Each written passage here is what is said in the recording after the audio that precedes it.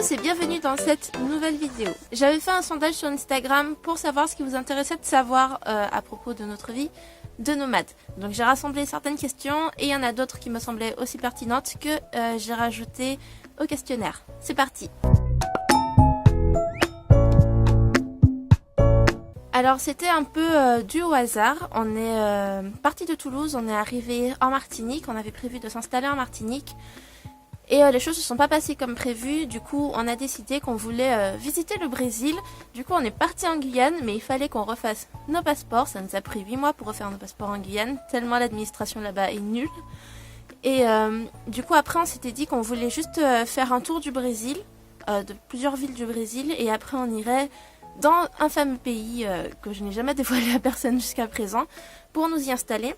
Sauf que ça n'a pas marché, en fait nos projets n'ont pas abouti, ce qui fait que après on a dû partir au Mexique. Et suite à ça, enfin on est allé en Floride aussi, après on est allé au Mexique. Et en fait, à partir du moment où on est arrivé au Mexique, on s'est dit mince, nos projets n'ont pas marché là où on voulait s'installer, qu'est-ce qu'on fait? On a décidé de devenir tout simplement un globe-trotter, de continuer à voyager, à vivre en voyageant, puisqu'on avait la possibilité de le faire. Et c'est comme ça qu'on s'est retrouvés à être nomades.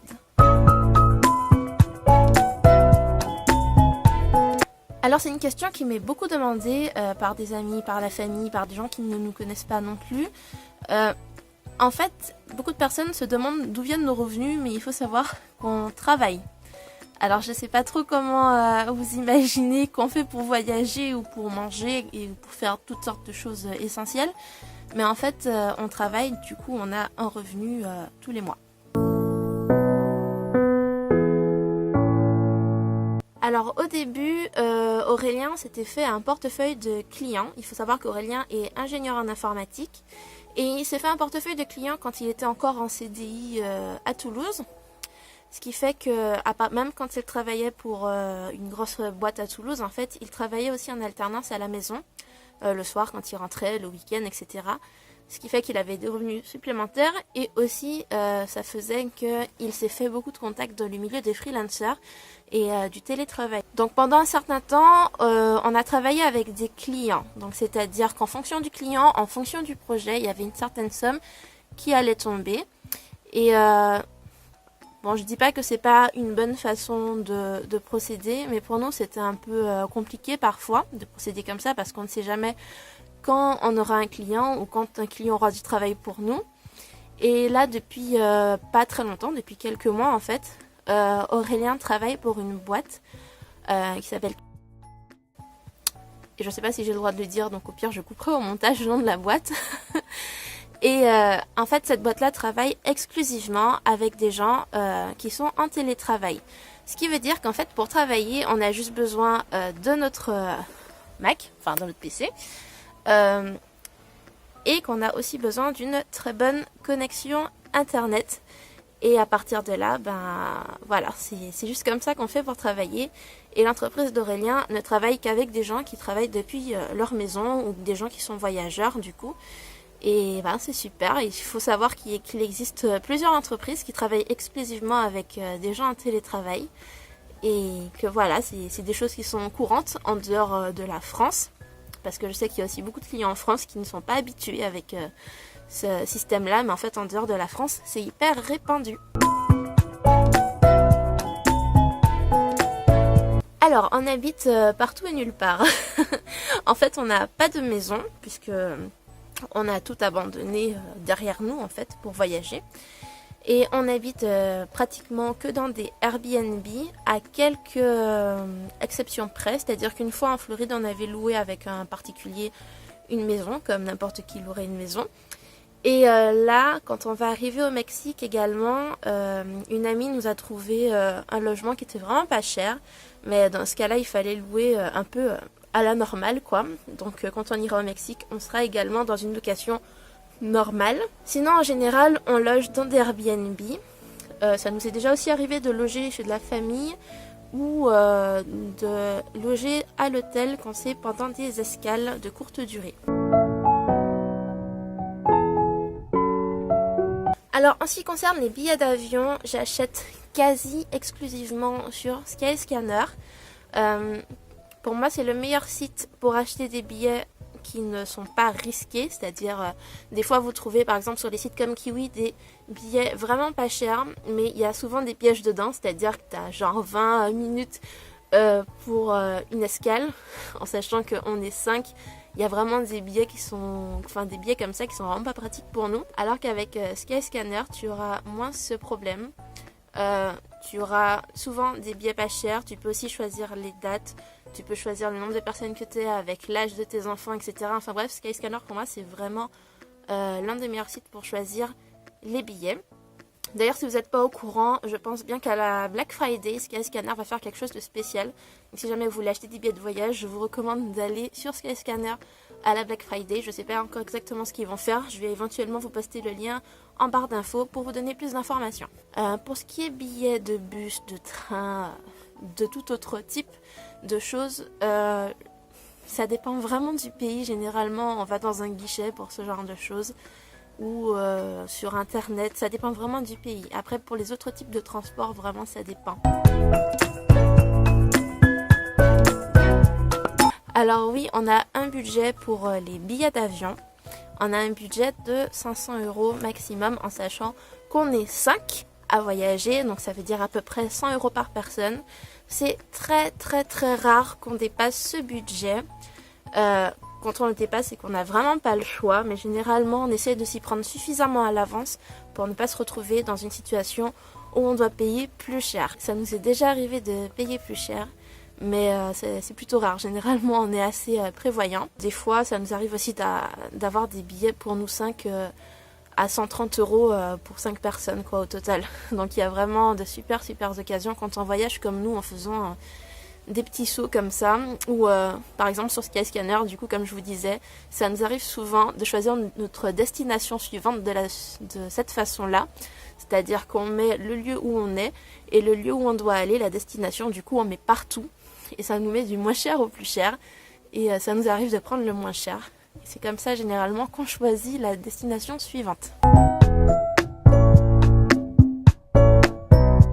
Alors, on a des budgets pour le logement, mais ça dépend vraiment du pays. C'est-à-dire que le budget qu'on aura quand on est en Floride, quand on est au Brésil, quand on est au Mexique, quand on est au Canada, est extrêmement différent d'un pays à l'autre. On a déjà loué des endroits à 400, à 700 €. Il y a d'autres endroits qu'on a loués à 1000. Je pense que là où on a logé le plus cher, ça devait sûrement être en Floride. Je crois qu'on était à plus de 2000 balles le mois.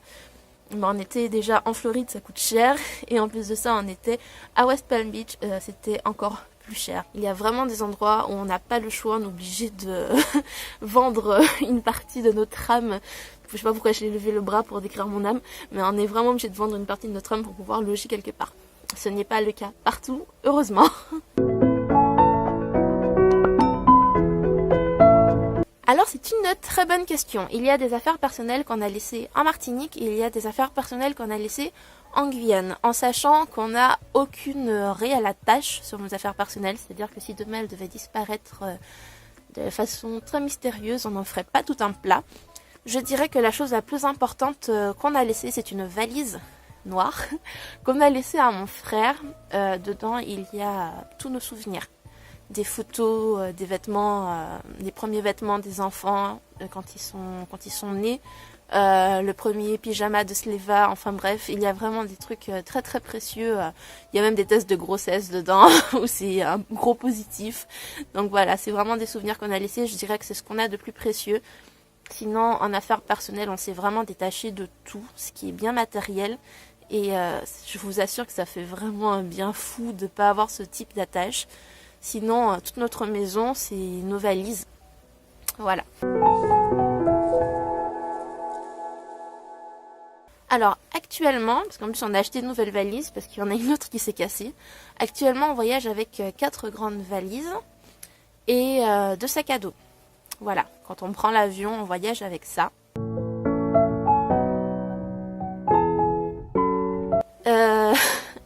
Alors, il y a des vêtements dans nos valises, ça c'est sûr. Il y a des jouets, parce qu'on a trouvé vraiment essentiel qu'il y ait des jouets dans nos valises. Je sais, hein, vous voyez, il neige énormément, il neige toute la journée, il n'a fait que ça aujourd'hui. Et je tenais à faire cette vidéo dehors pour avoir ce magnifique décor derrière moi. Et oui, je suis bien sous la neige, sous le froid, et je suis assise sur de la neige, oui. Je n'ai pas les fesses collées à la neige, je vous rassure, j'ai mis des sacs poubelles, j'ai mis un plaid et j'ai mis mes fesses dessus, et je n'ai pas froid, tout va bien. Il y a 2-3 affaires d'école, il y a des trousses avec des feutres, des crayons, tout ce qu'il faut pour pouvoir dessiner. Il y a des affaires de photographie, il y a des câbles, il y a beaucoup de câbles, parce qu'Aurélien est dans l'informatique et qu'il a besoin de pas mal de matériel. On a beaucoup d'adaptateurs aussi pour brancher nos Macs en fonction du pays. Je crois qu'on a les adaptateurs pour n'importe quel pays là. On est vraiment armés pour ça.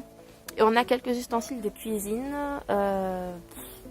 Ouais, je pense que c'est à peu près tout. Je pense qu'un jour je vous ferai une vidéo sur ce qu'on a dans nos valises. Je pense que ça sera plus facile à résumer.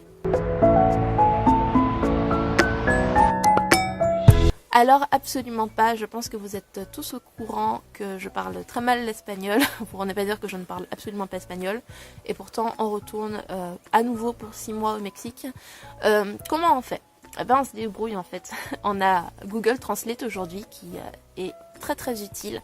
Il y a aussi Lingui qui est vraiment très très sympa. Vous savez, des fois tu as juste une phrase à dire, il suffit juste que tu tapes et puis voilà, tu la répètes ou tu fais juste écouter à la personne ou tu fais lire à la personne la phrase sur ton téléphone. Sinon on parle en anglais. Je pense que l'anglais c'est assez universel et ça aide dans énormément de pays.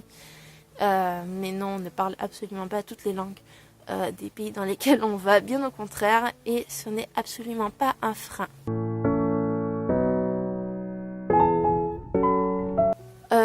Je pense que ce n'est plus quelque chose à laquelle on pense. Je crois qu'au début de nos voyages, c'est quelque chose qui nous tracassait un peu.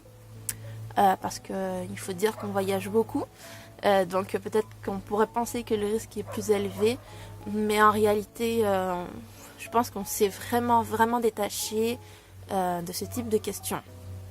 Si on devait se poser cette question pour tout et n'importe quoi, je pense qu'on bougerait plus de chez soi et c'est vraiment bien trop dommage en fait.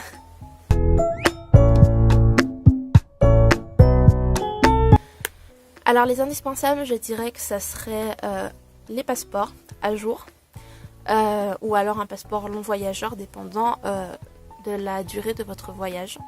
Je dirais aussi des vaccins à jour. Il y a des pays comme dans l'Amérique du Sud, excusez-moi je protège mon Mac et il neige.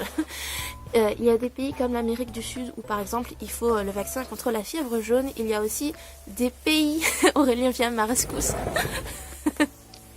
Il y a aussi des pays où il faut d'autres types de vaccins. Donc vraiment il faut vous renseigner sur les pays dans lesquels vous allez et sur les vaccins qui sont obligatoires. Je pense que ça fait partie des indispensables lorsqu'on voyage. Je vous recommande aussi de ne pas faire comme nous et d'avoir une assurance maladie pour voyageurs. On n'a pas toujours eu une assurance maladie pour les voyageurs parce que ça coûte très cher et parce que par moment, un peu comme beaucoup de personnes, on n'a juste pas trop le choix. Mais c'est vraiment très important d'avoir ce type d'assurance et aussi d'avoir peut-être une assurance qui peut faire un rapatriement en cas de problème de santé ou en cas de mort tout simplement, d'avoir une bonne assurance décès aussi, ça peut être très utile quand vous voyagez. Et je pense aussi qu'il est très important d'avoir une carte bancaire. Alors je vais le vendre. Je suis devant la baie vitrée.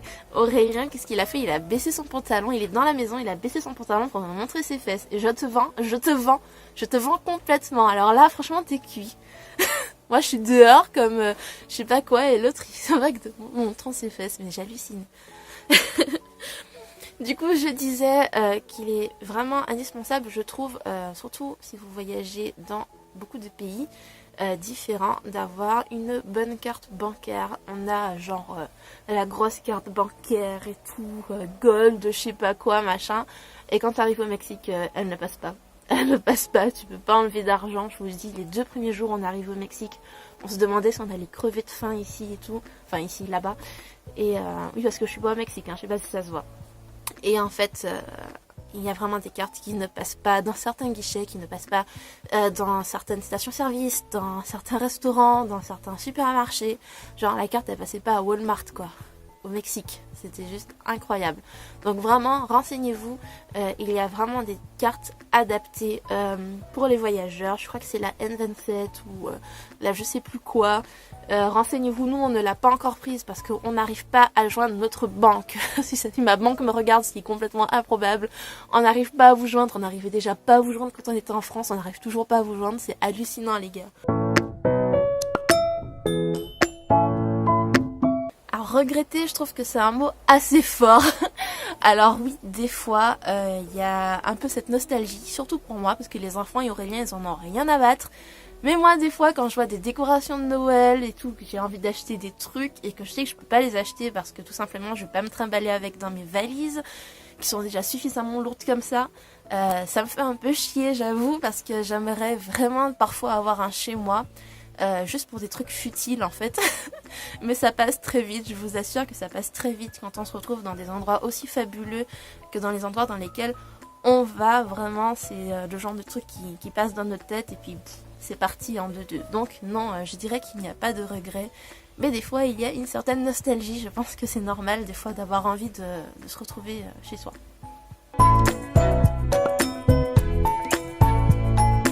Les imprévus et les imprévus. C'est genre le truc le plus difficile. Alors oui, on a tous des imprévus, on n'est pas obligé de voyager pour en avoir, mais je peux vous assurer que quand vous avez Globetrotter, avec 3 enfants, avec un mari, qui parfois est comme l'un des 3 enfants, des fois vraiment les imprévus sont assez difficiles. Ça peut être un vol annulé, un vol raté, ça peut être un problème avec un Airbnb, on en a eu un à Toronto là dernièrement. Ça peut être vraiment tout et n'importe quoi les imprévus quand on voyage et c'est pas toujours évident à gérer. Les premières fois c'était genre catastrophique pour nous et tout. Et aujourd'hui ça va un peu mieux quand même, on relativise énormément sur les imprévus, mais ça reste quand même le plus difficile à gérer. Alors, je ne sais pas pour tous les voyageurs. Il faut savoir que nous, on travaille comme des gens normaux. Enfin, comme des gens normaux, non, puisqu'on ne part pas tous les jours prendre un transport. Aurélien est encore en train de m'embêter. Moi aussi, je te le fais. On ne travaille pas comme les gens, comme n'importe qui. Donc, on a plutôt un style de vie agréable, je vais dire. Même si Aurélien travaille beaucoup.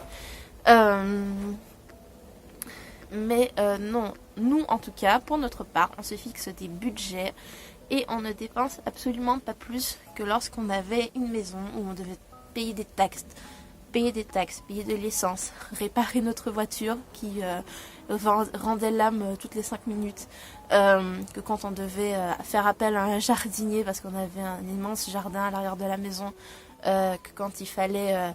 payer des fournitures scolaires ou je ne sais quoi en fait. Il y a tellement de choses, d'impôts, de taxes, de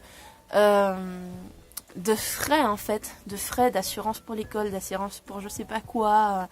Non vraiment, en faisant les comptes, on se rend très rapidement compte, en tout cas chez nous, qu'on ne dépense absolument pas autant que lorsqu'on avait une maison.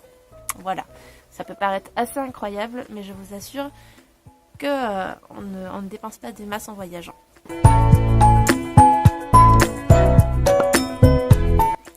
Décrire ma vie actuelle en une seule phrase, c'est un très grand défi. Si au moins vous m'aviez demandé de la décrire en un paragraphe, j'aurais dit ok, il y a moyen, mais là en une phrase, c'est compliqué. Je dirais vraiment qu'aujourd'hui ma vie actuelle est faite de beaucoup de liberté.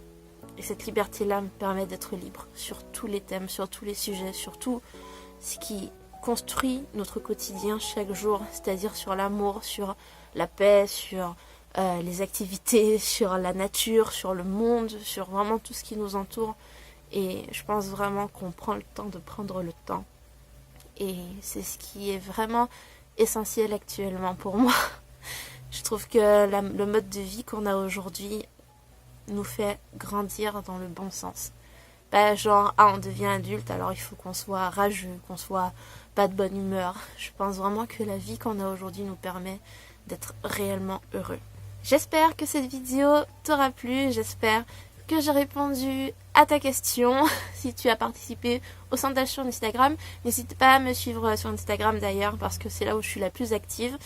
Et voilà, si jamais il y a des questions qui t'intéressent sur notre mode de vie nomade auxquelles je n'ai pas répondu ou que je n'ai pas très bien expliqué, surtout n'hésite pas à mettre un commentaire pour me demander. Franchement, ça me ferait énormément plaisir de répondre et de pouvoir mieux éclairer sur ce sujet-là.